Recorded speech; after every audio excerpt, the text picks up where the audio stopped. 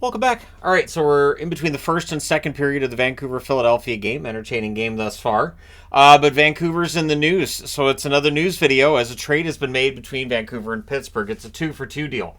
So Mark Friedman, a 27-year-old defenseman who's got 65 games of NHL experience, 4 goals and 8 assists in those games that he's played, for a total of 12 points as a member of the Canucks, as is Ty Glover, a 23-year-old center who played for Wilkes-Barre last season, 49 games, 7 goals, 5 assists, 12 points for him in Wilkes-Barre. Friedman may very well end up playing for the Canucks on this road trip. There's speculation he'll probably get called up. As this road trip goes on, they need more depth on the blue line. They've been very clear about this. Going the other way, some of their depth from the blue line, actually. Jack Rathbone, 24 years of age, defenseman. He's played 28 games for Vancouver, 2 goals, 3 assists, 5 points. And I felt like at the end of last season, he had probably played his way out of the organization, in that it didn't feel like the organization had faith left in him, and that, a change of scenery would be good for Rathbone. So I hope that he has a good bounce back now with Pittsburgh. Carl Plasic goes along with him, a number 175 pick in 2019 by the Vancouver Canucks. 23 years of age as well, and a right winger. So it's a defenseman and a forward going both ways in this one. And, it's more the Canucks looking for immediate help. And for Pittsburgh, they get a defenseman who's a few years younger. And there's still some potential there. We'll see what happens with Rathbone and Pittsburgh. The New Jersey Devils have waived Keith Kinkaid today, so he will very likely clear. I'd be kind of surprised if he doesn't clear unless Tampa Bay puts in a claim. But if Tampa Bay was going to put in a claim for a goaltender on waivers, they already would have done it, I do believe. Leo Carlsson hopes to make his debut with the Anaheim Ducks on Thursday.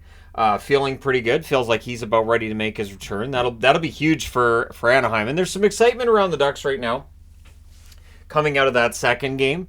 And, maybe some hope that this could be a year that Anaheim finally gets back to respectability, gets into the hunt for the playoffs.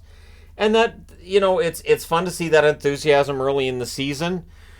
And then it's a matter of how long that enthusiasm lasts, right? Martinez, who has not made his debut yet this season with the Vegas Golden Knights, he is supposed to be on the road trip that they're going on. It's a 2-game road trip, I believe, that the Vegas Golden Knights are headed out on after tonight's game. He's not playing in tonight's game, but he's headed out on the road, and they play on Thursday. So we'll see whether or not Martinez is ready for that. One question going around the hockey world, and we see this here and there, and I just want your opinion on this. So Kuznetsov, of course, in the shootout, he likes to do the really slow motion approach to the net where he's basically almost stopped. And the question being, is that really in the spirit of the shootout? It's not against the rules. So the question then becomes one of, should the NHL change the rules so that a player at least has to have a certain amount of speed going towards the net? There are times where I've seen a player scoring where it looks like he's kind of going away from the net. And I've been like, is that really forward motion there? But at any rate, I'd be interested to know your thoughts. Do you believe that Kuznetsov is that just not in the spirit of the shootout, or how do you feel? I also want to clarify something from earlier today. I was talking about Detroit's, I found it aggravating, their goal song. And immediately I saw Red Wings fans saying, hey, it's our Chelsea Dagger. Well, not really. So when the Red Wings, or when the Hawks play Chelsea Dagger, they play the song. So they don't just pick like an aggravating part of the song and go, hey, we're going to loop this every 5 seconds. They actually play the song, and Chelsea Dagger's actually, it's a decent song. I would have absolutely no problem with the Red Wings using Without Me if they actually had the chorus playing. And as other people have pointed out, it's Eminem. I know he's from Detroit because D12, I listen to D12. Fight music's one of the best songs.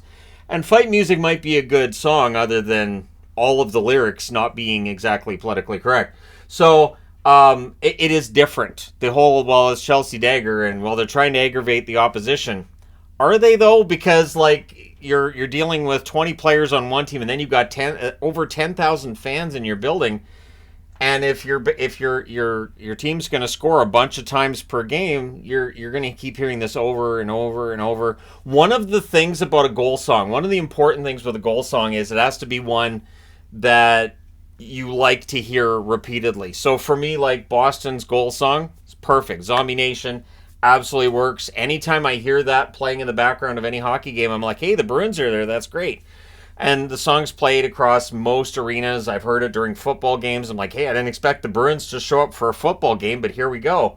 So there is a difference between the Chelsea Dagger and Without Me, and I don't think with Chelsea Dagger that the song itself isn't why people got aggravated by the song. It's the fact that Chicago kept winning and winning and winning and winning, and they would score a lot. So eventually that song became kind of sort of tiresome. Not because the song is terrible or because the song has this really awful sound to it, but because you'd hear it repeatedly. And so that's the difference between Chelsea Dagger and Without Me. I hadn't expected that to necessarily be a discussion point today across multiple videos, but here we are. And I saw comments too about, hey, now you need to do a goal horn rankings. I did that last year. There haven't been enough changes for me to justify doing a ranking, but I would have that loop of Without Me at 32nd. And Don't You Forget About Me, which is the goal song for the Canucks, at 31st. So we have a new 32nd. And again, I like Eminem. I think Lose Yourself is a great song, one of the all-time absolute greatest. But hey, that's how it works. All right, let me know your thoughts in the comment section below, as always. And let me know your thoughts on the trade. What do you think? What do you think if you're a Penguins fan? And I think Penguin fans... Rathbone, there's some enough good there to his game that I think a change of scenery could help him out. I'm still of the mind that when it comes to Vancouver Canucks, that Niels Höglander is one that I think might be best suited being in another organization for his skill set. But again, we'll see what happens, right? So let me know your thoughts. Hit like and subscribe if you're browsing your way through. You just happened upon this video. Thank you guys so much for watching, for all your support. I will talk to you again soon.